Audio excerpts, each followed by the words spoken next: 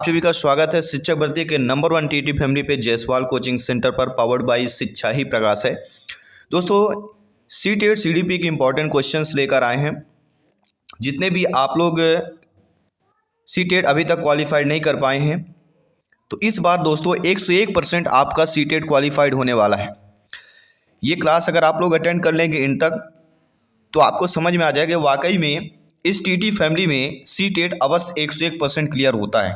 और जितने भी सर्टिफाइड अवे सभी मेरे प्यारे सिस्टर्स एंड ब्रदर्स सभी कमेंट करके बता चुके हैं वाकई में उनका जो है सीटेट क्वालिफाइड हो चुका है। तो आपका भी हो जाएगा। आप लोग अंत तक आपको बने रहना है, इस क्लास को, इस स्पीच को सुनना है, ध्यान से समझना है, प्रश्नों को कैसे अटेंड किया जाता है, प्रत्येक प्रश्न को उत्तर कैसे क्लिक किया जाता है।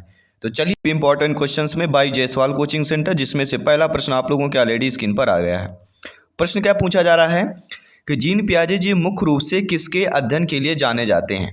यौन विकास, भाषा विकास, संज्ञानात्मक विकास, सामाजिक विकास। ये प्रश्न बहुत ही सिंपल है, सभी लोग जानते हैं।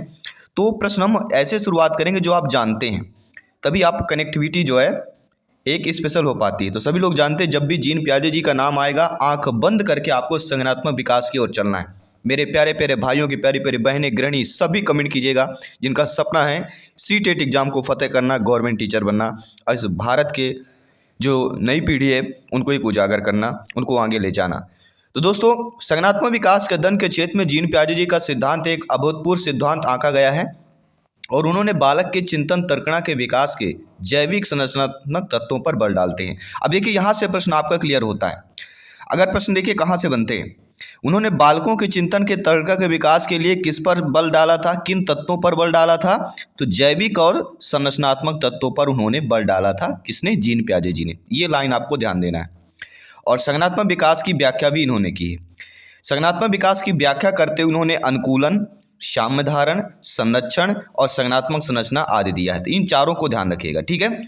क्या ध्यान रखना है? इन तत्वों को ध्यान रखना है, जैविक और संरचनात्मक तत्व को ध्यान रखना है, और अनुकूलन, साम्य धारण, संरक्षण, संज्ञानात्मक संरचना, इन पॉइंट्स को ध्यान देना है। और ये चीज़ें जो कोई ध्यान देगा सीटेट अवश्य क्लियर होगा। चलिए शुरुआत करते हैं दूसरे प्रश्न की तरफ। दूसरा प्रश्न आपका दिया गया कि जब मानव शरीर के एक भाग का दिया गया प्रशिक्षण का अंतरण दूसरे भाग में हो जाता है तो उसे दोस्तों क्या कहते हैं? क्षैतिज अंतरण, ऊर्ध्व अंतरण, द्विपार्श्विक अंतरण, या उपरोक्त में से कोई नहीं। सभी कमेंट बॉक्स नीचे दिया हुआ है, सभी लोग कमेंट करके बताइएगा। जी हाँ, सभी मित्रों को जय हिंद, वंदे मातरम। जी हाँ दोस्तों, सभी कमेंट कीजिएगा। एग्जाम को फतेह करना है, सीटेट एग्जाम को फतेह करना है, आपका कमेंट अनिवार्य है। तो जब मानव शरीर के एक भाग का दिया गया प्रशिक्षण का अंतरण जो होता है दूसरे भाग में हो जाता है तो इसे क्या कहा जाता है दोस्तों? द्विपार्श्विक अंतरण कहा जाता है। जी हाँ दोस्तों, द्विपार्श्विक अंतरण या इसे ब्रास शिक्षा मानव शरीर कहा जाता है। इसमें क्या होता है? दो समान पार्श्वी भाग होते हैं, एक होता है लेफ्ट एंड राइट। जब शरीर के बाएं अंग से सीखे गए कौशल का अंतरण स्वतः दाएं अंग के सीखने पर दाएं अंग में लिखे गए कौशल का अंतरण स्वतः बाएं अंग पर होता है तो द्विपार्श्विक अंतरण कहलाता है। यानी कि एक हाथ से सीखा हुआ दूसरा हाथ सीख जाता है, दूसरे हाथ से सीखा हुआ पहला हाथ सीख जाता है, वही द्विपार्श्विक अंतरण कहलाता है। सिंपल भाषा में समझें, अपने घर की भाषा में समझें। अगला प्रश्न है, दिए गए प्राप्तांकों के समूह में जो प्राप्तांक बहुधा सबसे अधिक बार आता है उसे क्या कहते हैं? जी हाँ, सबसे अधिक बार। तो आपने 9th 10th क्लास में मैथ्स पढ़ी होगी, मैथ्स पढ़ी होगी, तो वहाँ पे आपको ध्यान देना है कि जब बार बार इसे मान लो मैं यहाँ लिखता हूँ 2 3 4 लिखता हूँ, फिर 2 लिखता हूँ, 3 लिखता हूँ, फिर 2 लिखता हूँ, फिर 5 लिखता हूँ। अब इसमें आपको बताना है कि ये जो प्राप्तांक मान लीजिए दिए गए, इनमें प्राप्तांक बहुधा बार कौन आया? तो आप देखेंगे 3 3 2 बार है, लेकिन आप 2 देखेंगे तो 3 बार है, तो 2 यहाँ पे क्या हो जाएगा दोस्तों? सभी लोग बताइएगा, बहुलक हो जाएगा। तो क्या कहा जाता है? बहुलक कहा जाता है, ठीक है। बहुलांक या बहुलक क्या होता है? सांख्यिकी की केंद्रीय प्रवृत्ति की माप का एक भाग होता है जिसमें मध्य, माध्यिका, बहुलक ये दोनों आते हैं। इन तीनों चीज़ों को पढ़ लेना, मध्य, माध्यिका, बहुलक, इन तीनों के एग्जाम्पल्स पूछे जाते हैं, ठीक है। और इसका एक सूत्र होता है, कभी कभी पूछ लिया जाता है कि 3 median through means N 3 mn - m, ये एक सूत्र होता है, ठीक है। जिस आवृत्ति की सबसे अधिक होती, आवृत्ति मतलब आना, जिसकी आवृत्ति जिस प्राप्तांक की आवृत्ति सबसे अधिक होगी वही उसका बहुलक होता है। आइए बात करते हैं अगले प्रश्न की। अगला प्रश्न है, क्रिया प्रसूत अनुकूलन सिद्धांत का प्रतिपादन किसने किया? सभी कमेंट कीजिएगा। Skinner, A P Pavlov, Thorndike, Kohler. सारे सिद्धांत सारे मनोवैज्ञानिक के टॉपिक वाइज करेंगे, इनके इंपॉर्टेंट क्वेश्चंस करेंगे, जो सीटेट में पूछे गए प्रश्न उनको भी करने जा रहे हैं। तो क्रिया प्रसूत अनुकूलन सिद्धांत की अगर बात करते एक ही नाम आता हुआ था बी एफ स्किनर। जी हाँ, first option is the right answer. B F Skinner ने चूहों पर प्रयोग करके सीखने का सिद्धांत किया। प्रश्न आ गया एग्जाम में कि सीखने का सिद्धांत किसने दिया या सीखने का सिद्धांत किस पर प्रयोग किया गया था। तो सीखने का सिद्धांत स्किनर द्वारा चूहे पर प्रयोग किया गया था। इसी प्रकार पावलोव का नाम आता है तो पावलोव ने क्लासिकल अनुबंधन का सिद्धांत दिया जो कि कुत्ते पर प्रयोग किया गया था। उसी प्रकार थांडाइक का सिद्धांत प्रयास और त्रुटि का सिद्धांत कहलाता है, किस पर प्रयोग किया हुआ था, बिल्ली पर प्रयोग हुआ था। और बात करें कोहलर का सूझ का सिद्धांत किस पर प्रयोग हुआ था, बंदर पर। तो चारों ऑप्शंस आपके क्लियर हो चुके हैं। आइए बात करते हैं पांचवें प्रश्न की तरफ। दोस्तों अल्बर्ट बंडूरा निम्न में से किस सिद्धांत से संबंधित होता है। आपके व्यवहारात्मक सिद्धांत, सामाजिक अधिगम सिद्धांत, विकास का संज्ञानात्मक सिद्धांत, विकास का मनोसामाजिक सिद्धांत। जी हाँ, देखिए जब भी अल्बर्ट बंडूरा की बात की जाती है और अल्बर्ट बंडूरा के नाम के साथ सभी लोग जानते हैं सामाजिक अधिगम सिद्धांत का जुड़ा होता है। जी हाँ, अल्बर्ट बंडूरा इनमें से किस सिद्धांत से संबंधित होते हैं, तो आपके सामाजिक अधिगम सिद्धांत से संबंधित हो जाते हैं। सामाजिक सिद्धांत अधिगम बंडूरा की बात करें 1969 टू 71 में दिया गया है और यह व्यवहार जो होता है रूपांतरण के नियमों और संज्ञानात्मक मनोविज्ञान का संतुलित एक विश्लेषण कहला जाता है। इसके बाद आपका अगला प्रश्न देख लेते हैं। अगला प्रश्न बहुत ही सिंपल सा प्रश्न है कि मानसिक आयु का प्रत्यय किसने दिया था। सभी लोग जानते हैं, सभी लोग बताइए मानसिक आयु का प्रत्यय किसने दिया है। सभी लोग जानते हैं, आपकी किसने दिया है, सभी बताइएगा। मानसिक आयु का प्रत्यय की बात करते हैं तो बिने और साइमन की बात कर सकती है। ठीक है, बिने साइमन याद रखिएगा। आइए बात करते हैं अगले प्रश्न की। दोस्तों इनमें से बताइए कौन से सीखने का नियम नहीं, कई बार पूछा गया है, रिपीटेड प्रश्न है, जानते हुए भी हम एग्जाम में गलती कर देते हैं। तो सीखने का नियम सभी लोग जानते हैं, तत्परता का नियम, प्रभाव का नियम, अभ्यास का नियम। ये आपके थांडाइक के दो नियम दिए गए थे, एक मुख्य नियम दिए गए थे जिसमें 3 है और दूसरा दिया गया था गौण नियम जिसमें 5 हैं। ये ध्यान रखिएगा। तो तनाव का नियम सीखने का नियम नहीं है, ये चीज़ें आपको ध्यान देना है। ठीक है, और थांडाइक ने अपने प्रयास और त्रुटि के अधिगम में ये सारी चीज़ें बताई गई है और सारे सिद्धांत हम करने जा रहे हैं आगे। अगली क्लास जो होगी हमारे सारे इन महत्वपूर्ण सिद्धांतों के होगी। तो सीडीपी में अगर 30 में 30 पक्का करना है तो सारी क्लासेज आपकी इंपॉर्टेंट है, ये आपको ध्यान देना है। चलिए एक प्रश्न की बात करेंगे। खाली स्थान दिया गया है, संबंध प्रतिक्रिया सिद्धांत में पावलोव ने प्रयोग किया। तो सभी लोग जानते हैं पावलोव ने किस पर प्रयोग किया, कुत्ते पर प्रयोग किया। ये हम ऑलरेडी आपको बता चुके हैं। अगला प्रश्न है सूझ द्वारा सीखने का सिद्धांत किसने प्रतिपादित किया। तो सूझ द्वारा सीखने का सिद्धांत कोहलर ने किया, ये भी आपको हम ऑलरेडी बता चुके हैं। इसके बाद बात करेंगे अगले प्रश्न की, कार्य को आरंभ करने, जारी रखने और नियमित करने की प्रक्रिया क्या होती है। तो कोई भी कार्य को हम शुरुआत करें और उसको लगातार करते रहें और प्रतिदिन करते रहें, वह क्रिया हमारी क्या कहलाती है। सभी लोग बताइए, किसी कार्य को आरंभ करना, जारी रखकर नियमित करने की प्रक्रिया हमारी क्या कहलाती है। वही प्रेरणा, मोटिवेशन कहलाता है दोस्तों। ठीक है, और यही प्रेरणा, यही चीज़ आप डेली हमारी इस पर टीटी फैमिली से करेंगे तो आपको ऑलरेडी समझ आएगा। क्योंकि गुड के अनुसार गुड ने एक परिभाषा दी थी। ठीक है, अभिप्रेरणा किसी कार्य को प्रारंभ करने, जारी रखने अथवा नियंत्रित करने या नियमित करने की प्रक्रिया होती। कौन होता, अभिप्रेरणा। तो प्रेरणा, अभिप्रेरणा। ठीक है, यहाँ पे प्रेरणा दिया गया तो आपको कंफ्यूज नहीं होना है। अभिप्रेरणा आ जाए तो अभिप्रेरणा के ऑप्शन पे ही कर देना है। ठीक है, अगला विस्मृति कम करने का उपाय क्या है। विस्मृति मतलब होता है याददाश्त। ठीक है, अक्सर भूलने की बीमारी, भूलना कह सकते हैं, विस्मृति मतलब भूलना। तो भूलने की बीमारी को या भूलना कम किसके द्वारा किया जा सकता है। तो पाठ की पुनरावृत्ति के, बार बार ये क्लास अगर आपके 1-2 बार रिवीजन कर लेंगे, अभी एक बार पढ़ लीजिए, एक बार एग्जाम टाइम में पढ़ लीजिएगा तो सारी चीज़ें आपकी क्लियर होती जाएंगी। ठीक है, आइए बात करते हैं अगले प्रश्न की। क्रोध व भय प्रकार किसका होता है। क्रोध और भय, अचानक आपको क्रोध आ जाता है, किसी चीज़ को देखकर भय भी होता है। तो दोस्तों ये संवेग के प्रकार होते हैं। ठीक है, 14 संवेग दिए गए थे, किसके द्वारा दिए गए थे, सभी लोग बताइए। मैकडूगल। जी हाँ दोस्तों, संवेग, क्रोध भय संवेग के प्रकार है। मैकडूगल द्वारा 14 संवेगों की व्याख्या की गई है। इनमें से आपका जटिल व्यवस्था, संवेग क्या होता है, एक जटिल अवस्था होती है। इसमें कुछ आंगिक प्रक्रियाएं होती है, जैसे हृदय गति में परिवर्तन, रक्तचाप में परिवर्तन। हृदय गति में आप लोग देखते होंगे आजकल आता है कि हार्ट अटैक हो गया, वो यही होता है। कुछ ऐसे मानसिक तनाव होता है, सोचते रहते हैं, वही हृदय गति में परिवर्तन आ जाता है, इसी कारण सारी चीज़ें होती हैं। रक्तचाप में परिवर्तन आ गया, सांस की गति में परिवर्तन हो गया, इसके अलावा अगर बाहरी अंगों में परिवर्तन आ रहा है, ये सारे आपके संवेग पर आते हैं। आइए बात करते हैं आपके अगले प्रश्न की। अगला प्रश्न है, दूसरे व्यक्ति को बाह्य व्यवहार की नकल क्या कहलाती है? दूसरे व्यक्ति के बाह्य व्यवहार की नकल क्या करनी चाहिए? अनुकरण करना चाहिए, सीखना है, कल्पना है या चिंतन है? तो दूसरे के बाह्य व्यवहार की नकल क्या आ जाएगा? यहाँ पे अनुकरण आ जाएगा। क्यों आएगा? देखिए ये भी रीजन हम बता रहे हैं। अनुकरण या नकल, दूसरे व्यक्ति के व्यवहारों की नकल करना ही अनुकरण समान प्रदर्शन किया जाता है, तो वह अनुकरण की श्रेणी में आ जाता है। इन चीज़ों को आपको ध्यान अवश्य देना है। सभी मेरे प्यारे मित्र, मेरे भाई बहन गृहिणी, एक बार सभी को दिल से जय हिंद वंदे मातरम कमेंट कर दीजिएगा। माँ सरस्वती की कम अनुकंपा और आशीर्वाद से इस बार सीटेट 101% आप सभी का फतेह होने जा रहा है। तो कमेंट बॉक्स में अवश्य एक बार सभी को कमेंट करता है। यदि पूर्व ज्ञान व अनुभव नए प्रकार के सीखने में सहायता करता है तो उसे क्या कहते हैं? पूर्व ज्ञान, देखिए आप लोग अगर सीटेट क्वालिफाइड नहीं हो पा रहे हैं, बार बार आपने पढ़ा होगा, तो जो भी पढ़ा होगा वो आपका पूर्व ज्ञान हो जाएगा। और वह अनुभव लेके एक नए तरीके से सीरीज स्टार्ट करना है, सीखना करना है। और वो जो पुराना अनुभव है किस पर सहायता करेगा? वह सकारात्मक प्रशिक्षण स्थानांतरण पर आपका मदद करेगा, सहायता करेगा। पहला ऑप्शन इसलिए आपको यहाँ पे सही कर लेना है।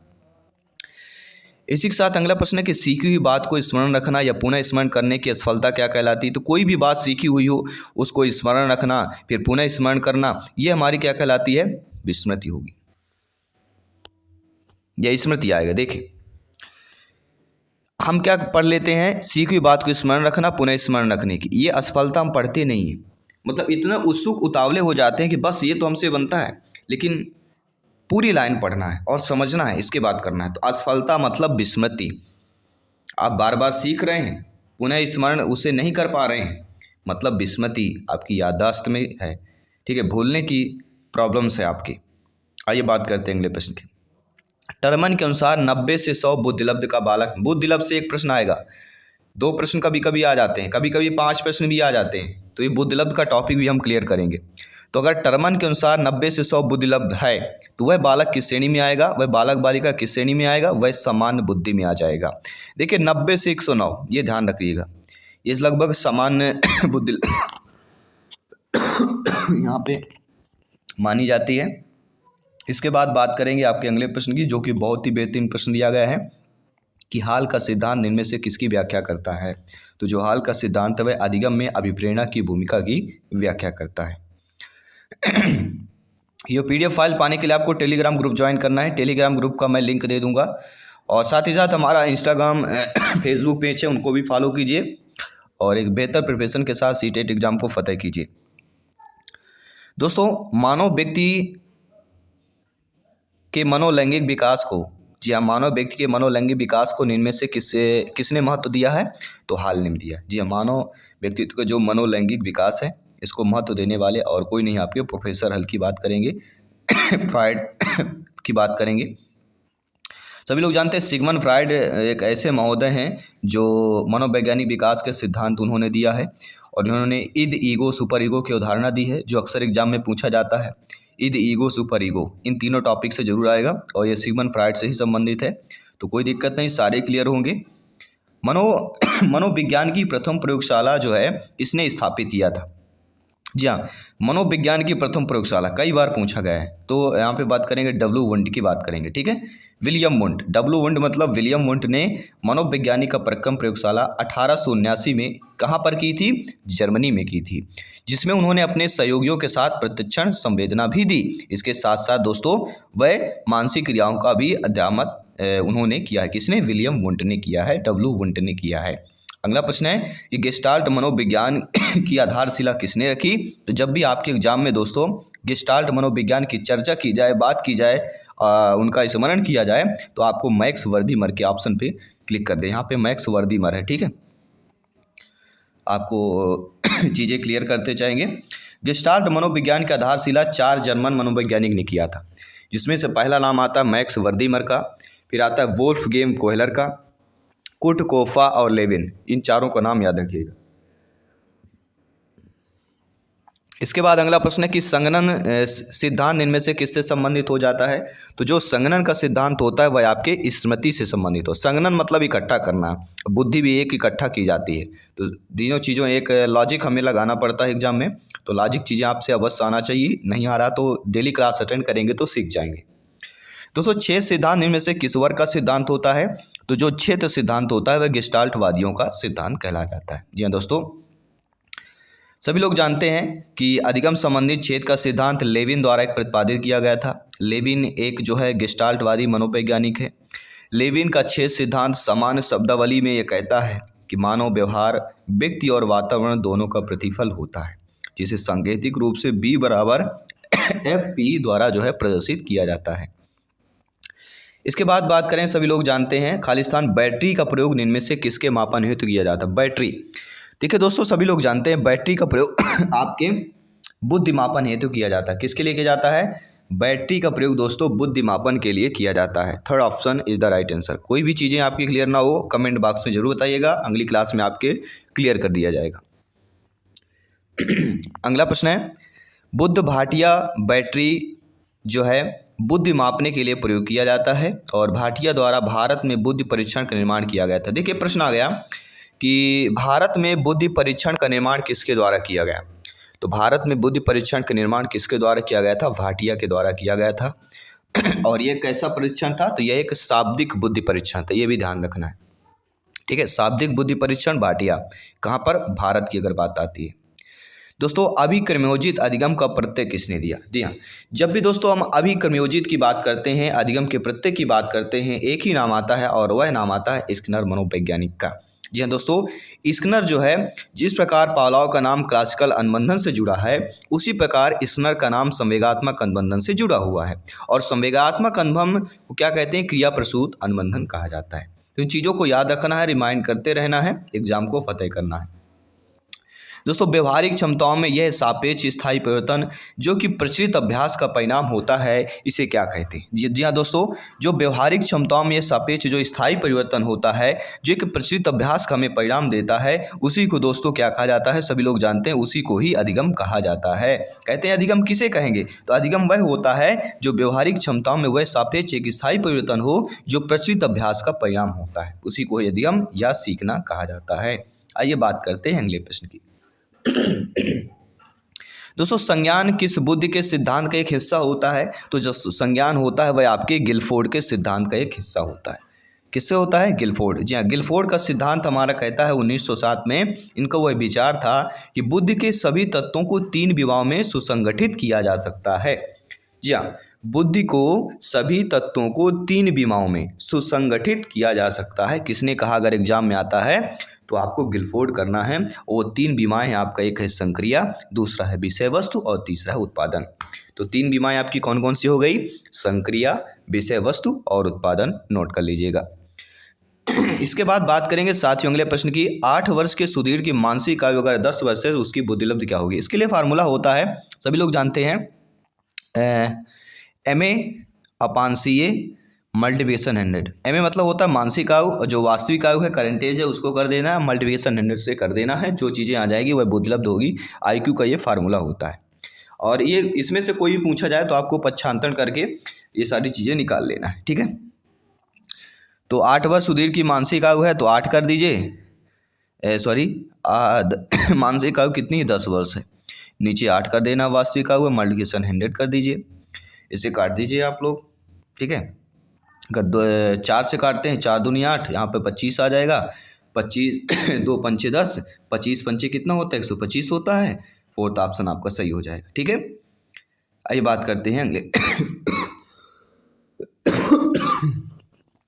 संवेग का कौन सा सिद्धांत इस विचार को मानता है कि संवेगात्मक अनुभव संवेगात्मक व्यवहार पर आधारित होता है? दोस्तों संवेग का ऐसा सिद्धांत जो इस बार को हमें मान्यता दे कि संवेगात्मक अनुभव जो होता है वह संवेगात्मक व्यवहार पर आधारित होता है, वह हमें कौन सा सिद्धांत से विचार की महानता देता है और इस विचार को हमें बताता है? दोस्तों संवेगात्मक अनुभव संवेगात्मक व्यवहार पर आधारित होता है, ये जेम्स लैंग का सिद्धांत हमें बताता है। जी हाँ दोस्तों, जेम्स लैंग सिद्धांत के अकॉर्डिंग सबसे पहले जो है संवेगात्मक व्यवहार होता है। अब संवेगात्मक अनुभूति होती है, पहले क्या होगा? व्यवहार होगा, इसके बाद अनुभूति होती है। फॉर एग्जाम्पल यदि समझें कि यदि व्यक्ति बाघ या भालू को देखकर नहीं भागता तो उसमें डर की अनुभूति भी नहीं होती। अतः संवेगात्मक अनुभव संवेगात्मक व्यवहार अर्थात जेम्स लैंग सिद्धांत पर आधारित होता है। ये नोट कर लीजिएगा, ये एग्जाम में पूछा जा सकता है, संभावित प्रश्न है आपके एग्जाम की दृष्टि से। दोस्तों किसी इच्छा या आवश्यकता में रुकावट पड़ने पर उससे उत्पन्न होने वाले संवेगिक तनाव को क्या कहा जाता है? सभी लोग बताइएगा। जी दोस्तों, कोई भी इच्छा है, उसमें जो आवश्यकता है अगर उस पर रुकावट आ जाए तो उत्पन्न होने वाला जो आपको रुकावट आएगा तो स्वाभाविक बात है आपके अंदर जो संवेगिक जो कुछ क्रियाएं हैं वो उत्पन्न होंगी, जो मैकडूगल ने बताई हैं। ठीक है, तो वो जो तनाव होता है, संवेगिक तनाव होता है, उसको ही क्या कहा जाता है? कुंठा कहा जाता है। क्या कहा जाता है? कुंठा। नोट कर लीजिएगा। मैकडूगल के द्वारा जो 14 संवेग बताएं उसमें से कुंठा है। अगर किसी इच्छा की पूर्ति ना हो तो उसे क्या कहा जाता है? कुंठा की संवेग की उत्पत्ति हो जाती है। तो कुंठा का संबंध इच्छा से है। अगर इच्छा आपकी पूर्ति नहीं हो पाती तो वहाँ से संवेग आपका कुंठा प्रकट हो जाता है। अगला है कोलबर्ग का सिद्धांत निम्न से किस विकास से संबंधित होता है?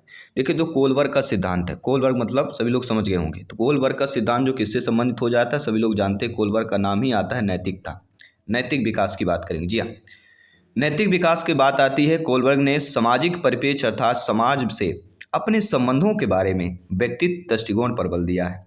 कोलबर्ग का तर्क यह विचार यह था कि नैतिक विकास संज्ञानात्मक विकास के समांतर चलता है। प्रश्न आ गया कि नैतिक विकास संज्ञानात्मक विकास के समांतर चलता है, किसका तर्क है? तो कोलबर्ग का तर्क है।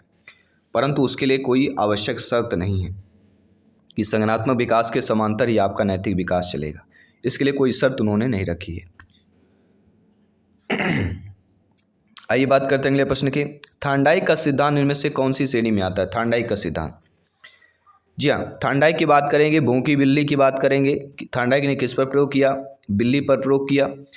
तो थार्नडाइक का सिद्धांत जो है आपके व्यवहारात्मक सिद्धांत के अकॉर्डिंग आ जाता है। किसके अकॉर्डिंग? व्यवहारात्मक सिद्धांत। थार्नडाइक एक जाने माने व्यवहारवादी हैं। उन्होंने सीखने की व्याख्या जो है व्यवहारवादी सिद्धांतों के अनुकूल की है। थार्नडाइक ने अपने प्रयास त्रुटि नामक सिद्धांत सीखने का एक सिद्धांत भी दिया है, जिसका प्रयोग बिल्ली पर किया गया है। ऑलरेडी मैं आपको इसके बारे में बता चुके हैं। दोस्तों, सीखने के वक्र किसके सूचक होते हैं? जो सीखने का वक्र होता है वह आपका किसका सूचक होता है? तो वह सीखने के एक प्रगति का सूचक होता है। कोई चीज़ें आप सीखते हैं, अगर उसका वक्र बनाइए कि इस दिन में इतने महीने मैंने इतना सीखा, ये टॉपिक हमने इतने दिन में कवर किया, तो एक प्रगति का सूचक होता है। तो इसका ये होता है कि आप चीज़ें जो करते जाते हैं उसको लिखते जाइए, उसको अनुमान लगाते जाइए कि आज हमने इतना किया। ठीक है, जितना सोशल मीडिया में आप वर्क करते हैं उससे ज़्यादा अगर आप जो आपका लक्ष्य है, जो आपका टारगेट है, उस पर भी थोड़ा फोकस कर लेंगे, उतना ही कर लेंगे जितना आप सोशल मीडिया में एक्टिव रहते हैं, तो ऑलरेडी आपका एग्ज़ाम फतेह हो जाएगा, एग्ज़ाम क्लियर हो जाएगा। व्यक्तित्व का सामाजिक अधिगम सिद्धांत किसने दिया था? देखिए, जब भी आपके एग्जाम में व्यक्तित्व का सामाजिक अधिगम का सिद्धांत का जिक्र होगा, ठीक है, किसका? व्यक्तित्व के सामाजिक अधिगम का सिद्धांत, तो आपको बंडूरा और वाल्टर के ऑप्शन पे चले जाना है। बंडूरा और वाल्टर व्यक्तित्व के सामाजिक अधिगम सिद्धांत बंडूरा और वाल्टर द्वारा कब दिया गया था? 1977 में दिया गया था। और ये प्रश्न बहुत ही ट्रेंडिंग पर है, याद रखिएगा। कौन सा प्रश्न है? मिरर ड्राइंग परीक्षण निम्न में से किसके मापन हेतु प्रयुक्त होता है? जी हाँ दोस्तों, जो मिरर ड्राइंग परीक्षण होता है वह किसके मापन होता है? तो वह अधिगम के लिए होता है। मिरर ड्राइंग परीक्षण किसके लिए होता है? अधिगम के लिए होता है। और अधिगम के सीखने के मापन हेतु एक प्रक्रिया होती है मिरर ड्राइंग परीक्षण। अगला जो प्रश्न है, केंद्रीय प्रवृत्ति एक माप होता है। देखिए, केंद्रीय प्रवृत्ति एक किसका माप होता है? तो केंद्रीय प्रवृत्ति जो होता है माध्यिक, जी हाँ, माध्यिक जो होता है क्या होता है? वह केंद्रीय प्रवृत्ति का एक माप होता है। ठीक है, माध्यिक माध्यिका की बात करेंगे तो माध्यिका केंद्रीय प्रवृत्ति एक सांख्यिकी विधि है जो ऑलरेडी आप लोग जानते हैं, जिसके द्वारा स्कोर के केंद्रीय प्रवृत्ति की माप की जाती है। इसके अंतर्गत माध्य, मीन, माध्यिका, मोड यानी अर्थात बहुलक आते हैं। तो मध्य, माध्यिका, बहुलक, तीन चीज़ें आपको याद रखना है और एग्जाम में पूछा जाता है। अगला जो है ये भी ट्रेंडिंग टॉपिक पे क्वेश्चन है, कई बार रिपीट हुआ है दोस्तों। इनमें से शेष भिन्न कौन है? या इनमें से डिफरेंट ऑप्शंस वही रहते हैं, प्रश्न आपके बदल दिए जाते हैं, लेकिन उत्तर आपका वही रहता है। दो उत्तर यहाँ पे आपके निकल के आते हैं। एक तो आप सभी लोग जानते हैं जो TAT परीक्षण है, क्लाउड पिक्चर, ड्रामैन टेस्ट, ये तीनों आपके एक है। 16 PF जो परीक्षण है इनमें से भिन्न है। क्यों भिन्न है आइए जानते हैं दोस्तों। जो 16 PF परीक्षण है, देखिए जो TAT, cloud picture test, draw a man test, ये तीनों क्या प्रक्षेपी तकनीकी है। लेकिन जो 16 PF परीक्षण है कैटल द्वारा निर्मित एक व्यक्तित्व परीक्षण टेस्ट है। ठीक है, तो क्या हो गया, 16 PF हमारा यहाँ पे क्या कहलाएगा, व्यक्तित्व परीक्षण कहलाएगा, और जो आपके ये तीनों हैं ये प्रक्षेपी परीक्षण कहलाएंगे। तो 16 PF क्या है, एक व्यक्तित्व परीक्षण है, नोट कर लेना है। ठीक है, आइए बात करते हैं अगले प्रश्न की। विकासात्मक कार्य के प्रत्यय के प्रतिपादक कौन है दोस्तों? तो जब भी विकासात्मक कार्य के प्रत्यय के प्रतिपादक की बात की जाती है तो हैविंगहर्स्ट की बात की जाती है। नोट कर लीजिएगा, सभी लोग जानते हैं कि विकासात्मक कार्य के प्रत्यय के प्रतिपादक अमेरिका के शिकागो यूनिवर्सिटी के प्रोफेसर रॉबर्ट हैविंगहर्स्ट रहे हुए हैं, और कई बार इनका ये जिक्र हुआ है, तो ये प्रश्न पूछा जाता है सीटेट में, नोट कर लीजिएगा। दोस्तों, सृजनशीलता की पहचान हेतु किसने सृजनात्मक चिंतन परीक्षण का निर्माण किया? जी हाँ, देखिए जब भी सृजनशीलता की पहचान की बात की जाती है उनमें जो है सृजनात्मक चिंतन परीक्षण का निर्माण की बात की जाती है तो टोरेंस का नाम आता है। इसका है टोरेंस। सृजनात्मक चिंतन परीक्षण का निर्माण टोरेंस द्वारा 1971 में किया गया, जिसका अत्यधिक व्यापक प्रयोग किया गया है। ठीक है,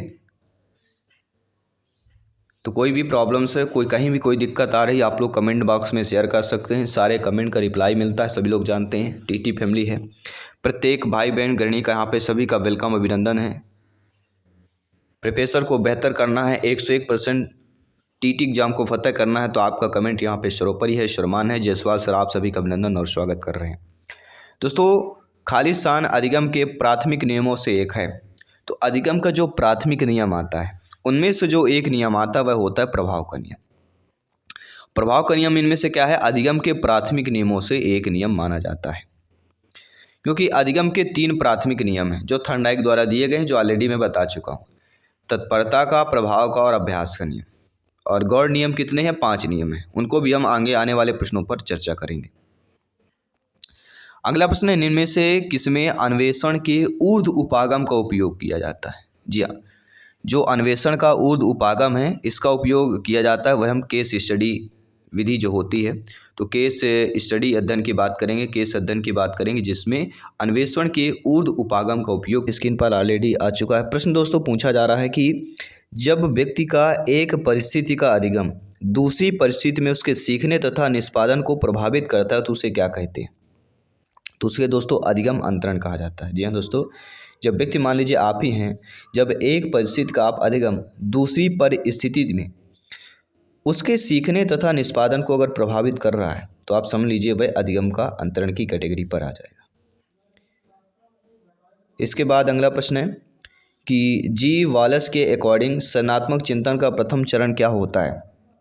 तो जी वॉलेस के अकॉर्डिंग सृजनात्मक चिंतन का प्रथम जो चरण होता है वह क्या होता है? उद्भाषण होता है। जी हाँ दोस्तों, उपक्रम की बात करेंगे, आपके प्रिपरेशन की बात करेंगे। आप प्रिपरेशन जानते होंगे, हिंदी में अगर उपक्रम बोल दें तो आप लोग कंफ्यूज हो जाएंगे। ठीक है, तो प्रिपरेशन, ठीक है। तो जी वॉलेस के अकॉर्डिंग सृजनात्मक चिंतन के चरण में पहला होता है प्रिपरेशन यानी उपक्रम होता है, दूसरा होता है उद्भव होता है, फिर उद्भाषण होता है, फिर अंतिम में मूल्यांकन होता है। तो जी वॉलेस के अकॉर्डिंग सृजनात्मक चिंतन का प्रथम चरण उद्भाषण की बात करेंगे, उपक्रम की बात करेंगे। यहाँ पे कौन होता है? उपक्रम, यहाँ पे मिसअंडरस्टैंडिंग है। तो जी वॉलेस के अकॉर्डिंग सृजनात्मक चिंतन का जो प्रथम चरण होता है वह हमारा कौन सा होता है? उपक्रम होता है। ठीक है, नोट कर लीजिएगा, 4th ऑप्शन यहाँ पे हो जाएगा। इसके बाद अगला प्रश्न है, किसके खालिस्तान किसके प्रयत्न भूल के सिद्धांत का प्रतिपादन किया गया था? तो थॉर्नडाइक की बात करेंगे, 3rd ऑप्शन की बात करेंगे। थॉर्नडाइक ने प्रयास और भूल का सिद्धांत का प्रतिपादन किया, कब किया था? 1898 में। किस पर प्रयोग किया गया था? प्रयास एवं भूल के सिद्धांत पर बिल्ली पर प्रयोग किया गया था, काफ़ी बार मैं आपको बता चुका हूँ। अगला जो प्रश्न है इसको भी नोट कर लेते हैं कि व्यक्तित्व व्यक्ति के अंतर्गत उन मनोशारीरिक गुणों का गतिशील संगठन है जो पर्यावरण में उसके अपूर्व संयोजन को निर्धारित करते हैं। तो ये परिभाषा देने वाले कौन है? आपके GW एल्पोर्ट। जी हाँ दोस्तों, व्यक्तित्व व्यक्ति के अंतर्गत उन मनोशारीरिक गुणों का गतिशील संगठन है जो पर्यावरण में उसके अपूर्व संयोजन को निर्धारित करते हैं। GW एल्पोर्ट की बात करेंगे। अगला जो प्रश्न है दोस्तों कि सीखने के में पलायन आधारित कौन होता है? तो सीखने में पलायन जो आधारित होता है वह आपके नकारात्मक पुनर्बलन पर आधारित होता है।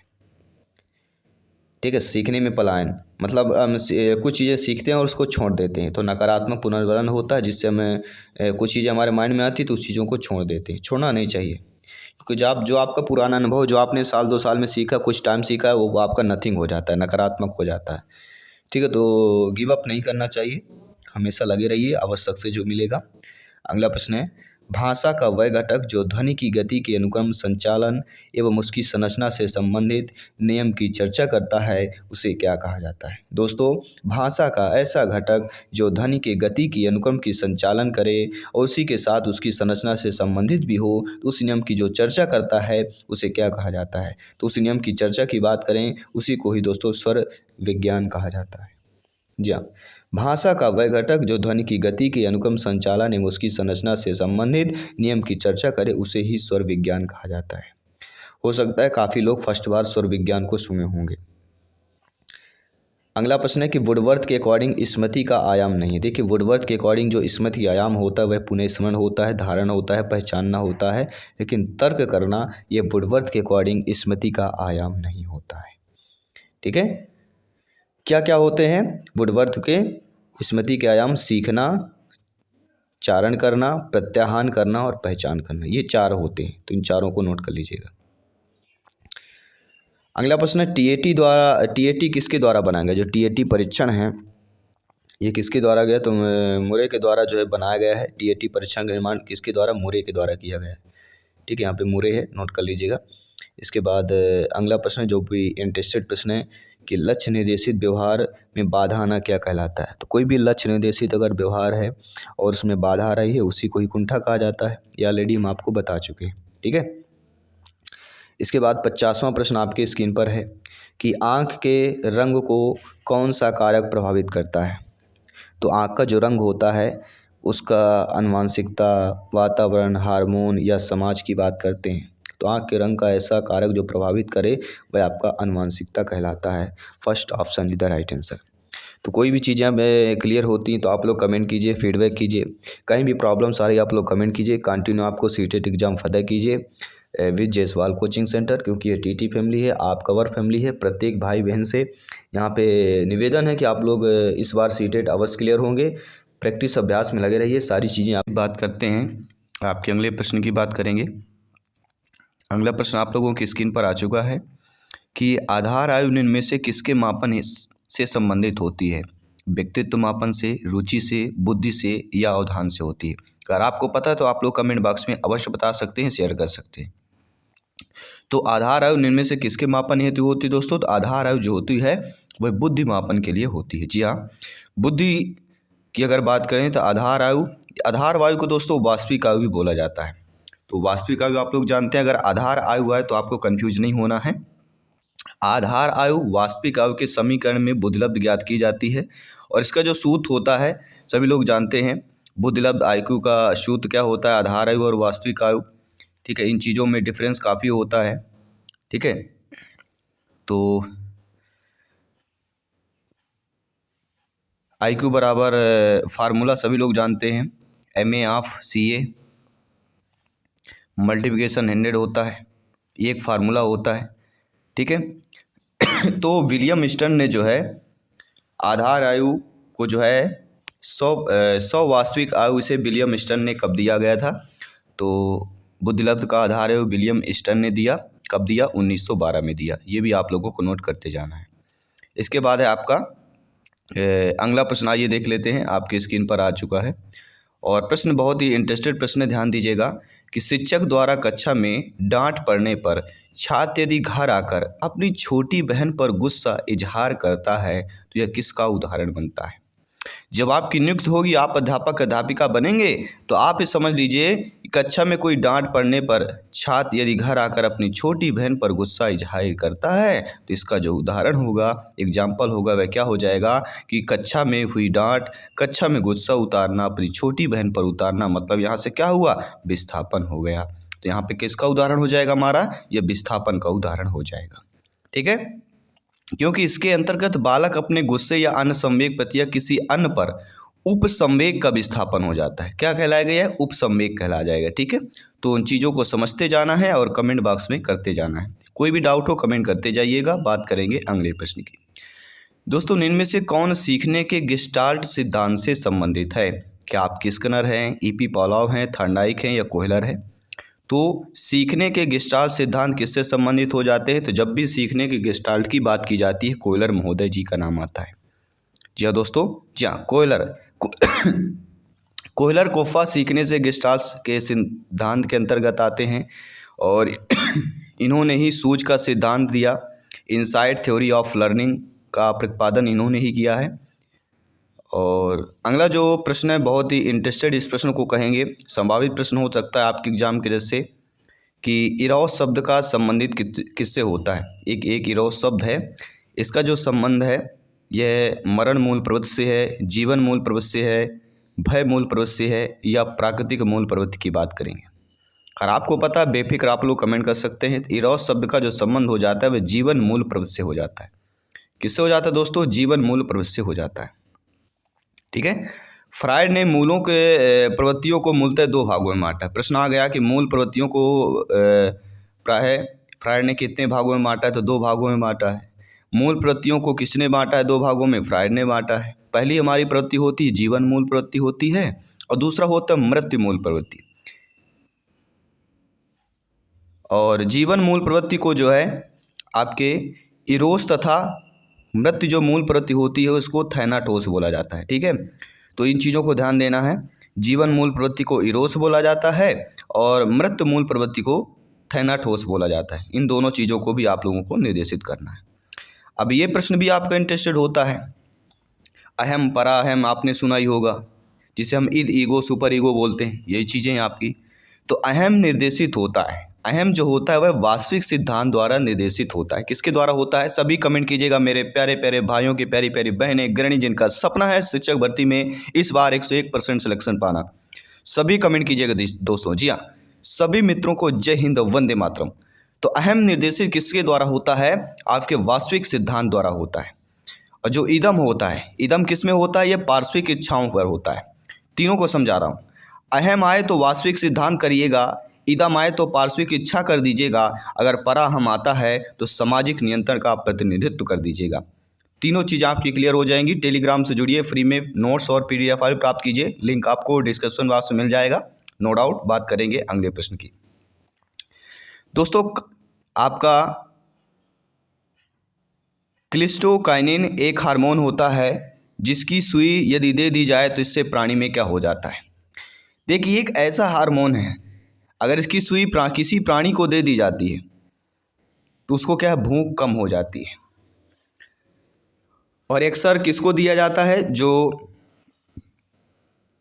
ठीक है, समझ गए आप लोग?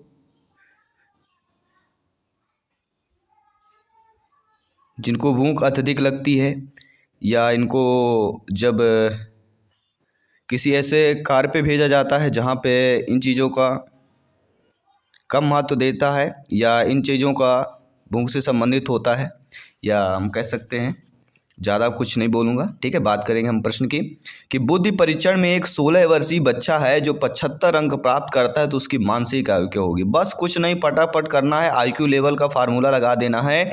मानसिक आयु पूछा जा रहा है मतलब MA पूछा जा रहा है। ठीक है, और IQ यहाँ पे बच्चा का तो MA कर दीजिए और करेंट आयु 16 वर्ष दी गई है, मल्टीप्लिकेशन 100 कर दीजिए। बस ये आपका फार्मूला है।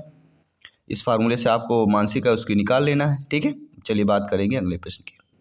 दोस्तों, केंद्रीय तंत्रिका तंत्र होती है, किस में होता है? मस्तिष्क, सभी अंग, मेरुदंड या मस्तिष्क मेरुदंड दोनों में होता है। तो आप सभी लोग जानते हैं, बहुत ही सिंपल सा प्रश्न पूछा जा रहा है कि केंद्रीय तंत्रिका तंत्र में जो अगर तंत्र की बात की जाती है तो मस्तिष्क तथा मेरुदंड दोनों में जो है केंद्रीय तंत्रिका जो है होता है। दोनों चीज़ें आपकी आ जाती हैं, मस्तिष्क भी आ जाता है और मेरुदंड भी आ जाता है आपके केंद्रीय तंत्रिका तंत्र की बात करें। अगला दोस्तों, मनोग्रस्ती बाध्यता विकृति है। अगर मनोग्रस्ती बाध्यता एक विकृति होती है, क्या यह संयोजन विकृति है, मनोविच्छेदी है, चिंता है या काय प्रारूप विकृति कहलाती है? तो आप सभी लोग जानते हैं मनोग्रस्ती जो बाध्यता होती है एक विकृति होती है, यह आपके चिंता विकृति कहलाती है। अगर कोई व्यक्ति ज़्यादा चिंता करता है तो इसको पेडागॉजी CDP में क्या बोला जाएगा, मनोग्रस्ती बाध्यता की बात करेंगे। ठीक है, देखिए मनोग्रस्ती एक ऐसी अवस्था होती है जिसमें रोगी बराबर किसी अतार्किक असंगत विचारों को ना चाहते हुए मन में दोहराता रहता है, और रोगी ऐसे विचारों की अर्थहीनता, असंगतता, अतार्किक स्वरूप को भली भांति समझता है और उनसे छुटकारा भी पाना चाहता, परंतु वह लाचार रहता है क्योंकि विचार बार बार उसके मन में आकर उसमें मानसिक अशांति उत्पन्न करते हैं और यह एक चिंता विकृति कहलाती है। और यह विकृति लगभग दोस्तों 40% युवाओं में है। अगर सहमत है तो सभी लोग कमेंट करके बताइए, और इससे उभरना चाहते हैं तो कमेंट करके बताइए।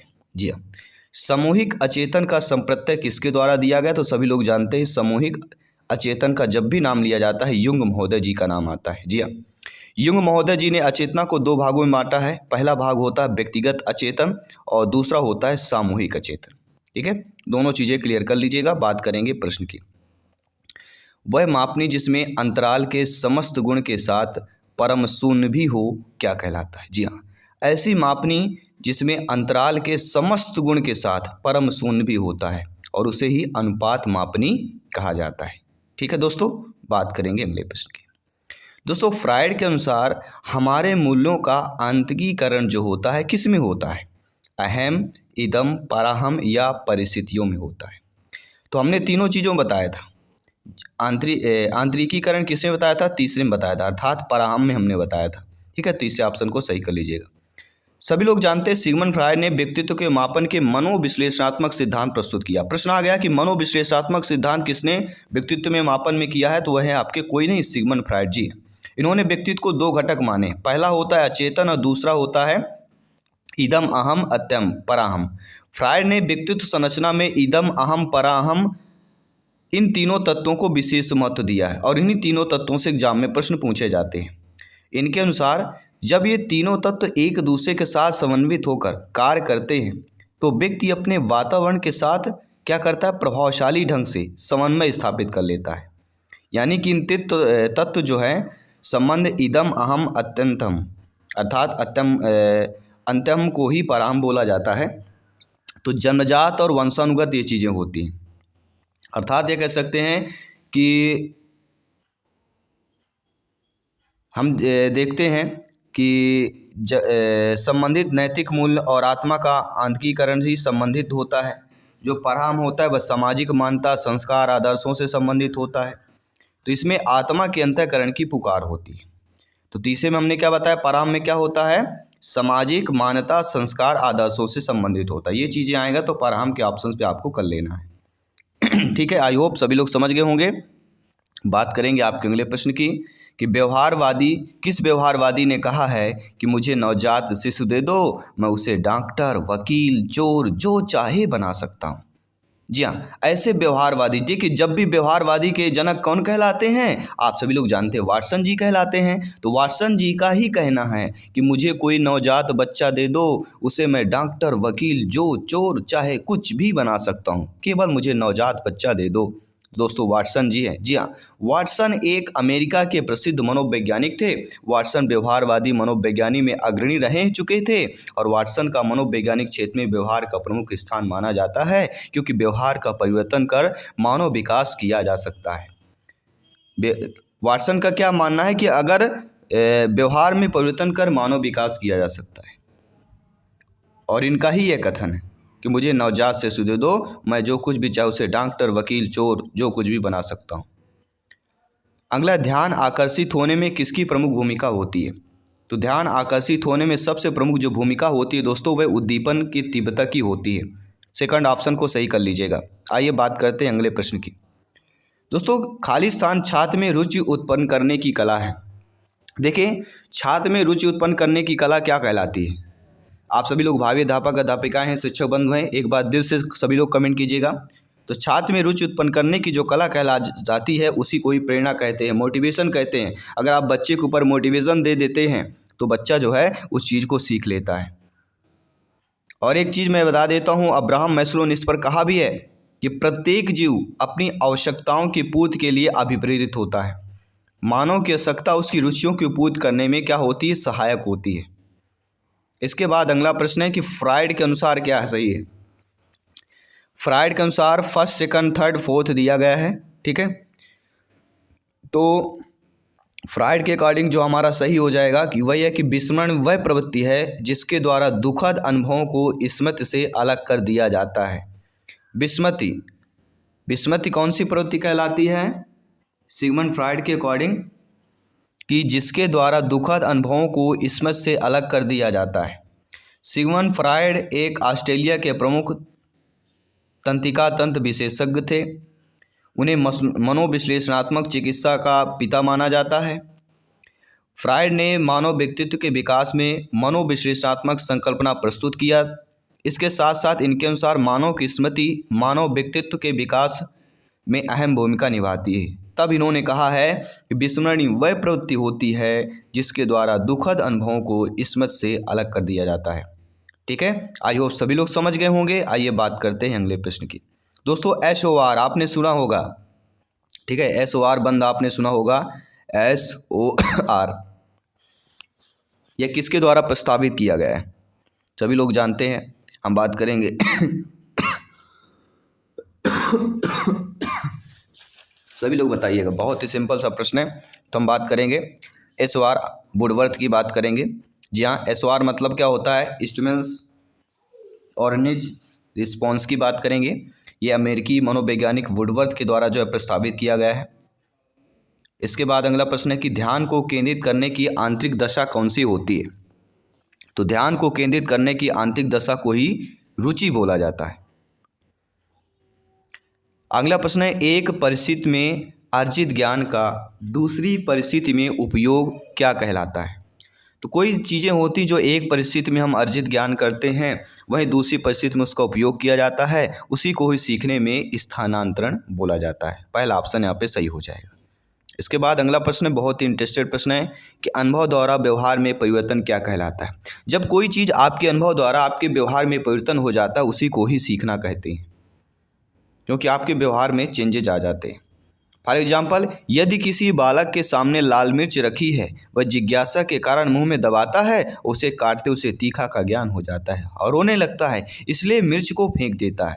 फिर उसके पास कभी नहीं जाता है, मिर्च के पास नहीं जाएगा, ना ही मिर्च को कभी खाएगा, क्योंकि उसने अनुभव सीख लिया है कि लाल मिर्च कड़वी होती है। इसी प्रकार सीखना पूर्व अनुभव द्वारा व्यवहार में प्रगतिशील परिवर्तन होता है। इस पर एक परिभाषा भी है मनोविज्ञान सिम्पसन की। उन्होंने कहा है कि व्यवहार में कोई भी परिवर्तन जो कि अनुभवों का परिणाम है और जिसके फलस्वरूप व्यक्ति अपनाने वाली जो स्थितियां होती हैं उसमें भिन्न प्रकार से सामना करता है, और सीखना ही अधिगम होता है। सीखना या अधिगम कहलाता है। तो सीखना अधिगम की परिभाषा यही होती है जो हमने बताया कि व्यवहार में कोई भी परिवर्तन जो कि अनुभवों का परिणाम हो, जिसके फलस्वरूप व्यक्ति अपने परिस्थितियों को भिन्न प्रकार से सामना कर सके, उसी को ही सीखना या अधिगम कहा जाता है। दोस्तों, सांख्यिकी में वह रेखाचित्र जिसमें आवृत्तियों को स्तंभों द्वारा प्रदर्शित किया जाता है क्या कहलाता है। देखिए, आपके सांख्यिकी आपने पढ़ी भी होगी, तो सांख्यिकी में वो एक रेखाचित्र होता है, उनमें जो आवृत्ति होती है स्तंभों द्वारा अगर उन आवृत्तियों को प्रदर्शित किया जाता है तो उसको स्तंभाकृति बोला जाता है। सिंपल सी बात हमें भाषा में अगर समझा जाए तो। विकास की किस अवस्था में बुद्धि का अधिकतम विकास होता है। जी हाँ, विकास जीवन पर्यंत चलता रहता है, लेकिन वृद्धि एक निश्चित समय सीमा होती है। ठीक है, तो दोनों चीज़ों को विकास और वृद्धि में कभी कभी अंतर पूछा जाता है। अब विकास वृद्धि का ऐसा टॉपिक है जहाँ से प्रश्न पूछे जाते हैं। तो विकास की किस अवस्था में बुद्धि का अधिकतम विकास होता है, वह होता है बाल्यावस्था। इसके बाद अगला प्रश्न है शिशु का अधिकांश व्यवहार आधारित होता है। तो बच्चे का जो है यानी जो शिशु है उस पर अधिकांश जो व्यवहार निर्धारित होता है वह मूल प्रवृत्ति पर होता है। किसका होता है, शिशु का अधिकांश जो व्यवहार है किस पर निर्धारित होता है, तो वह मूल प्रवृत्ति पर होता है। क्योंकि सभी लोग जानते हैं कि इस अवस्था में बच्चा रोना, हंसना, स्वप्रेम की भावना आदि होती है। इस अवस्था के बालक संपूर्ण भावी जीवन का प्रभावित होता है। इसमें मनोवैज्ञानिकों ने शैशवावस्था को मानव जीवन का इसीलिए आधार माना है। ठीक है। तो मानव जीवन का आधार मनोवैज्ञानिकों ने किसको माना है? शैशवावस्था को माना है। अंतर्दृष्टि अर्थात सूझ द्वारा सीखने के सिद्धांत में कोहलर ने किस पर प्रयोग किया था? तो कोहलर ने वन मानुषों की बात करेंगे। ठीक है। अंतर्दृष्टि का सिद्धांत किसने दिया? मनोवैज्ञानिक वुल्फगंग कोहलर की बात करेंगे। मेंटेलिटी ऑफ ओप्स कब दिया गया? 1925 में दिया गया था। इसमें दोस्तों सुल्तान नामक जो है चिंपांजी पर इन्होंने प्रयोग किया है और कोहलर ने कहा है कि कल्पना जितनी अधिक होगी सूझ की क्षमता का विकास भी उतना अधिक होगा। इसके बाद अगला प्रश्न है, यह आवश्यक नहीं है कि उच्च बुद्धि लब्ध वाले बच्चे भी उच्च होंगे। किसमें उच्च होंगे? सृजनशील में। यह कोई आवश्यकता नहीं है। डॉक्टर का बेटा डॉक्टर, टीचर का बेटा टीचर, इंजीनियर का बेटा इंजीनियर, पीएम का बेटा पीएम, यह आवश्यक नहीं है। उच्च बुद्धि लब्धि वाले बच्चे सृजनशील में भी उच्च होंगे, ये कोई आवश्यकता नहीं। इसके बाद अगला प्रश्न है, बहुत इंटरेस्टेड प्रश्न है कि अधिगम में खाली स्थान ने प्रभाव का नियम दिया। तो सभी लोग जानते हैं थॉर्नडाइक ने दिया है। थॉर्नडाइक ने मुख्य नियम कितने दिए हैं? 3 दिए हैं। और गौड़ नियम कितने दिए हैं? 5 दिए हैं। 3 नियम में आपका आता है तत्परता का नियम, प्रभाव का नियम, अभ्यास का नियम। ठीक है। इसके बाद हम बात करेंगे अगले प्रश्न की कि निम्न में से किस विधि का उपयोग स्मृति के मापन के लिए नहीं किया जाता है? देखिए, स्मृति के मापन के लिए प्रत्याहन विधि, पहचान विधि, पुनः सीखना विधि, इसको किया जाएगा। लेकिन तार्किक विधि होती ऐसी विधि है जो आपकी स्मृति से कोई लेना देना नहीं होता या स्मृति मापन के लिए है ही नहीं है। तो according to question first option is the right answer. ये सभी लोग जानते हैं टीएटी परीक्षण अर्थात प्रासंगिक अंतर्बोध परीक्षण का विकास किसके द्वारा किया गया है? तो साइमंड की बात, मुर्रे की बात करेंगे। टीएटी परीक्षण की अगर बात हो जाती तो मुर्रे की बात की जाती। प्रासंगिक अंतर्बोध परीक्षण टीएटी एक व्यक्तित्व मापन एक परीक्षण होता है। इसका परीक्षण जो है हार्वर्ड विश्वविद्यालय के शिक्षक एस.ए. मुर्रे द्वारा 1935 में किया गया। टीएटी परीक्षण में 31 कार्डों का प्रयोग किया जाता है। प्रश्न कभी कभी पूछा जाएगा कि टीएटी जो परीक्षण है प्रासंगिक अंतर्बोध परीक्षण, इसमें कितने कार्डों का प्रयोग होता है? तो 31 कार्डों का प्रयोग होता है, जिसमें एक कार्ड जो है सादा रहता है। इसमें एक कार्ड क्या रहता है? सादा कार्ड रहता है। और परीक्षण के समय एक व्यक्ति पर अधिकतम 20 कार्डों का प्रयोग होता है। अधिकतम कितने होते हैं? 20 कार्डों का प्रयोग किया जाता है। और जो प्रत्येक कार्ड होता है वह अलग अलग विषयों पर अलग अलग चित्र बने होते हैं। इसलिए प्रत्येक कार्ड पर बने चित्रों के आधार पर इसमें कितने मिनट में कहानी बनानी पड़ती है? 5 मिनट में कहानी इस पर बनानी पड़ती है। प्रासंगिक अंतर्बोध परीक्षण टीएटी परीक्षण की बात करेंगे। मनोविज्ञान का शिक्षा के क्षेत्र में सबसे बड़ा योगदान किसका होता है? तो वह होता है बाल केंद्रित शिक्षा का होता है। इसके बाद अगला प्रश्न है कि निम्नलिखित में से कौन सा वृद्धि और विकास के सिद्धांतों से संबंधित नहीं है? देखिए, व्यक्तिगतता, समन्वय, निरंतरता, ये तीनों आपके वृद्धि और विकास के सिद्धांतों से संबंधित है, लेकिन वर्गीकरण का सिद्धांत ये आपका संबंधित नहीं है। इसलिए according to question first option is the right answer. कोई भी डाउट हो आप लोग कमेंट बॉक्स में बता सकते हैं। बात करेंगे अगले प्रश्न की। ये कक्षा शिक्षण में पाठ प्रस्तावना सोपान सीखने के किस नियम पर आधारित होता है? जी हाँ, आप सभी लोग भावी अध्यापक अध्यापिकाएँ जब आपकी नियुक्त होगी, आप कक्षा में जाएंगे, विद्यालय में जाएंगे, तो कक्षा शिक्षण में पाठ प्रस्तावना सोपान सीखने के किस नियम पर आधारित होते हैं? तो यह तत्परता के नियम पर आधारित होते हैं। जी हाँ, तत्परता में कार्य करने की केंद्रित शक्ति निहित रहती है। इसमें साथ साथ तत्परता से सक्रियता भी बढ़ जाती है और तत्परता के नियम को तैयारी करने का नियम भी कहा जाता है। कहते हैं ना, तत्पर रहना, बिल्कुल तैयार रहना। इस नियम के अंतर्गत क्या करना चाहिए? शिक्षकों को बालकों की अभिरुचि और अभिक्षमता का माप कर लेना चाहिए। बालकों को तत्परता के अनुरूप जो है शैक्षणिक व्यवस्था होनी चाहिए और पूर्व पाठ से कुछ 3 प्रश्न पूछकर नवीन पाठ आरंभ करना चाहिए। अर्थात तत्परता या किसी कार्य के लिए तैयार होना युद्ध को आधा विजय कर लेने जैसा होता है। तो तत्परता बहुत जरूरी है। कोई भी कार्य हो आपको तैयार होना बहुत जरूरी है। सीटेट फतेह करना है, टीटी एग्जाम फतेह करना, तो आपका तैयार होना, तत्पर रहना बहुत जरूरी है। अगला, संप्रत्यय निर्माण का प्रथम सोपान कौन सा होता है? वह होता है प्रत्यक्षीकरण। जी हाँ, संप्रत्यय निर्माण का प्रथम सोपान होता है आपका प्रत्यक्षीकरण। नोट कर लीजिएगा, कौन होता है? प्रत्यक्षीकरण। इसके बाद आता है विभेदीकरण, इसके बाद आता है पृथक्करण। अगला प्रश्न है कि प्रेक्षणात्मक अधिगम संप्रत्यय जो है किसके द्वारा दिया गया था? जो प्रेक्षणात्मक अधिगम संप्रत्यय है किसके द्वारा दिया गया है? तो यह बंडूरा के द्वारा दिया गया था। ठीक है, नोट कर लीजिए। बात करेंगे अगले प्रश्न की। अगला प्रश्न स्क्रीन पर है, उदाहरण, निरीक्षण, विश्लेषण, वर्गीकरण, नियमीकरण निम्नलिखित में से यह किस विधि के सोपान है? तो दोस्तों आगमन विधि के सोपान।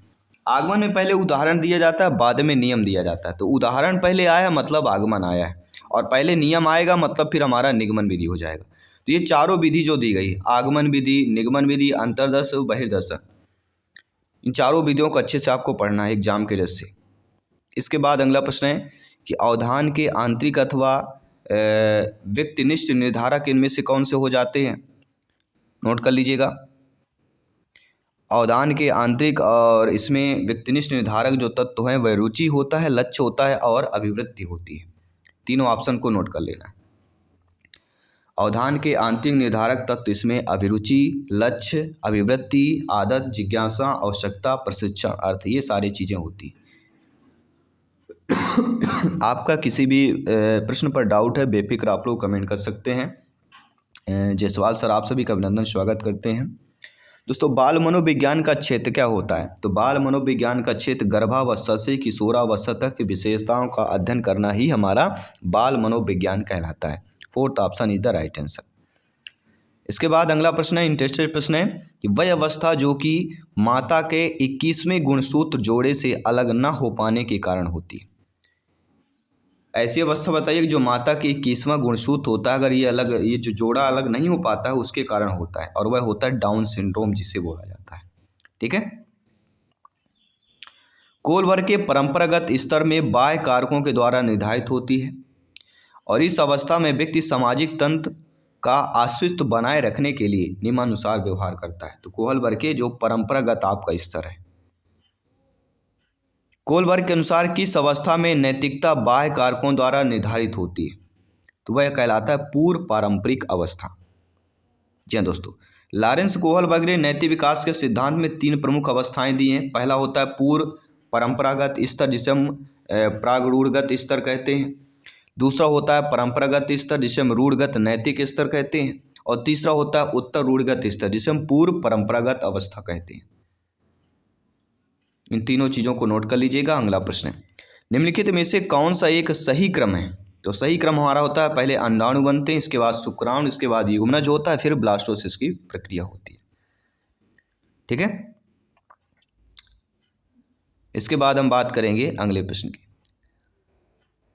अंतर्मुखी, बहिर्मुखी, उभयमुखी व्यक्तित्व का वर्गीकरण किसके द्वारा किया गया है? तो अंतर्मुखी हो, फिर बहिर्मुखी, उभयमुखी, इन वर्गीकरण जो है आपकी युंग के द्वारा किया गया है। किसके द्वारा दोस्तों? युंग के द्वारा गया है। और युंग कहाँ के मनोवैज्ञानिक है? तो स्विट्जरलैंड के मनोवैज्ञानिक। सारे मनोवैज्ञानिक के देश आपको पता होना चाहिए किस देश के निवासी हैं, किस देश के मनोवैज्ञानिक हैं, क्योंकि यहाँ से पूछे जाते हैं। और युंग ने ही बताया है व्यक्तित्व के मुख्यतः 3 प्रकार होते हैं, एक अंतर्मुखी होता है, एक बहिर्मुखी होता है, एक उभयमुखी होता है। अंतर्मुखी वह व्यक्ति होता है जो अपने अंदर, किसी को बताता नहीं, अपने अंदर ही लिए रहेगा, सोचता रहेगा, करता रहेगा, किसी से शेयर नहीं करता। और बहिर्मुखी वाला बिल्कुल होता है, सबसे शेयर करता है, हंसमुख प्रभाव का रहता है, ठीक है, बिल्कुल खुला मिला रहता है। और उभयमुखी दोनों रहता है, कुछ दबाएगा कुछ बोलेगा। तो इसमें सबसे बेस्ट माना जाता है बहिर्मुखी। ठीक है, किसके अनुसार बालक का विकास अनुवांशिकता और वातावरण का गुणनफल होता है? तो वुडवर्थ के अकॉर्डिंग जो है बालक का विकास अनुवांशिकता तथा वातावरण का गुणनफल होता है। अगला प्रश्न आप लोगों की स्क्रीन पर है, बहुत ही इंटरेस्टेड प्रश्न है, ध्यान दीजिएगा कि मनोविज्ञान ने सर्वप्रथम अपनी आत्मा का परित्याग किया, फिर अपने मन का, और फिर अपनी चेतना का किया। अभी वह एक प्रकार के व्यवहार को सजाए हुए है। ये कथन किसका है? तो ये कथन भी आपका वुडवर्थ महोदय जी का, किसका है? वुडवर्थ का है। साइकोलॉजी मनोविज्ञान आपके एक यूनानी भाषा का शब्द है। ये दो शब्दों से मिलकर बना हुआ है आपका, एक साइकी और लोगस। साइकोलॉजी का अर्थ ही होता है आत्मा का अध्ययन। और वुडवर्थ ने सर्वप्रथम मनोविज्ञान जो है अपनी आत्मा का परित्याग किया, इसमें मन का किया, फिर पुनः इसने चेतना का भी त्याग कर दिया। अब वह व्यवहार की विधि को स्वीकार करते हैं। ये वुडवर्थ का शब्द है। और जो चेतना होती है, व्यवहार, मन, आत्मा की बात होती है, तो वुडवर्थ के बात होती है। कोई भी डाउट हो क्लियर कर लीजिएगा। बात करेंगे अगले प्रश्न की। मनोलैंगिक विकास में सुप्तावस्था का वर्ष अंतराल कौन सा होता है? तो मनोलैंगिक विकास की अवस्था में सुप्तावस्था का जो अंतराल होता है वह हमारा 6 से लेकर यौवन तक का होता है। First option is the right answer. अगला प्रश्न है, विकास के मनोसामाजिक सिद्धांत का प्रतिपादन किसने किया? तो विकास के मनोसामाजिक सिद्धांत के प्रतिपादन की बात करेंगे तो एरिक एरिक्सन की बात की जाती है। ठीक है। और इस सिद्धांत में उन्होंने बताया है, एरिक्सन ने, कि बच्चे माता और पिता दोनों से ही नैतिक नियमों को सीखते हैं। बच्चे माता और पिता दोनों से ही नैतिक नियमों को सीखते हैं। किसका कथन है? एरिक्सन का कथन है। ये भी आप लोगों को नोट करते जाना है। अगला प्रश्न दोस्तों, किसके अनुसार इदम, अहम तथा पराहम व्यक्तित्व के 3 घटक हैं? तो फ्राइड के अकॉर्डिंग। किसके अकॉर्डिंग? फ्राइड। ये हम ऑलरेडी आपको बता चुके हैं। और ये प्रश्न इसलिए रिपीट हो रहे हैं दोस्तों क्योंकि इस टॉपिक से प्रश्न आपके एग्जाम में पूछे जाते हैं। ठीक है। बात करेंगे अगले प्रश्न की। किस व्यवहारवादी का मानना है कि अन्य व्यवहारवादियों की भांति भाषा भी क्रिया प्रसूत अनुबंधन द्वारा सीखी जाती है? व्यवहारवादी का जिक्र हुआ है तो व्यवहारवादी सभी लोग जानते हैं, वाटसन आता है। लेकिन अगर ये परिभाषा की बात करें, प्रथम नाम वाटसन का आता है, और भी आपके व्यवहारवादी। तो किस व्यवहारवादी का मानना है कि अन्य व्यवहारों की भांति भाषा की क्रिया प्रसूत अनुबंधन द्वारा सीखी जाती है? और वह कोई नहीं, आपके स्किनर महोदय, क्योंकि यहाँ पे क्रिया प्रसूत अनुबंधन का जिक्र हुआ है। तो ये चीज़ें किसके साथ मिली हुई हैं? स्किनर महोदय जी के साथ मिली हुई है। जी हाँ, प्रसिद्ध व्यवहारवादी अमेरिकी मनोवैज्ञानिक B.F. स्किनर की बात करेंगे। इनकी जो बुक है आपकी द बिहेवियर ऑफ ऑर्गेनाइज, इसमें सीखने के सिद्धांत का इन्होंने प्रतिपादन किया है। और यह सिद्धांत क्रिया प्रसूत अनुबंधन सिद्धांत कहलाता है। ठीक है। आई होप सभी लोग समझ गए होंगे। बात करेंगे अगले प्रश्न की। निम्न में से कौन जो है केंद्रीय प्रवृत्ति का माप नहीं है? तो आपने पढ़ा होगा बहुलांक, मध्यांक, मध्यमान, ये तीनों केंद्रीय प्रवृत्तियां, लेकिन जो प्रसार होता है केंद्रीय प्रवृत्ति का मान जो है नहीं होता है। ठीक है। अगला प्रश्न है, अधिगम में प्रयत्न व भूल के सिद्धांत का प्रतिपादन किसने किया है? तो थार्नडाइक ने किया। प्रयत्न और भूल का नाम आए तो मतलब थार्नडाइक महोदय जी को याद कर लीजिएगा। अगला प्रश्न है, निम्नलिखित मापन के स्तरों में सबसे अच्छा कौन होता है? तो मापन के स्तर में सबसे अच्छा हमारा अनुपात होता है। कौन सा होता है दोस्तों? अनुपात इज द राइट आंसर। क्योंकि अनुपात में क्यों इसलिए अच्छा होता है? क्योंकि अनुपात में त्रुटि की संभावना न्यूनतम होती है, कम से कम गलती की संभावना होती है, इसलिए अनुपात बेस्ट होता है। निम्नलिखित में से कौन जो है व्यक्तित्व का प्रक्षेपी परीक्षण नहीं है? तो हम सभी लोग पढ़ चुके हैं शायद, TAT, रोसा स्याही धब्बा परीक्षण, शब्द साहचर्य परीक्षण, ये तीनों व्यक्तित्व का प्रक्षेपी परीक्षण हैं। लेकिन जो 16 PF परीक्षण होता है यह व्यक्तित्व प्रक्षेपी नहीं होता है। 16 PF परीक्षण एक अप्रक्षेपी होता है। ठीक है। तो ये रहे दोस्तों CDP के टॉप 100 क्वेश्चंस जो एग्जाम की दृष्टि से संभावित हैं। और 101% यहाँ पे सिलेक्शन करना है इस बार, टेट एग्जाम को क्वालिफाइड करना है। तो आने वाली क्लासेज भी आपकी इंपॉर्टेंट है। कोई भी किसी टॉपिक पर आपका डाउट है नीचे कमेंट कीजिए, सारे टॉपिक कवर करेंगे, प्रैक्टिस सेट करेंगे, मॉडल पेपर करेंगे, क्योंकि यहाँ पे CTET एग्जाम को 101% फतेह करना है। और दोस्तों CTET में यहाँ पे 100+ स्कोर सभी के आने वाले हैं। जी हाँ, 100+ स्कोर करना है। वैसे तो हमारा 120+ रहता है सभी का लाना, लेकिन 100+ यहाँ पे सभी के आएंगे। जी एक बात, दिल से सभी लोग लाइक शेयर कमेंट करते रहिए, फीडबैक करते रहिए, अपने TT फैमिली को सपोर्ट करते रहिए। जय हिंद, वंदे मातरम। मिलते हैं आपकी अगली क्लास पर। धन्यवाद।